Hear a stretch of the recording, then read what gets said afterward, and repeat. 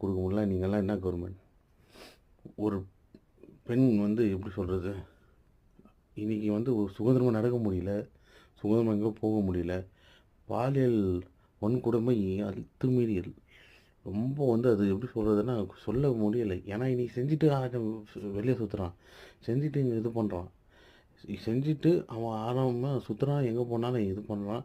அவன் மேலே ஒரு சட்டம் வந்து கடுமையான சட்டம் இல்லை, எதுவுமே அவனால் வந்து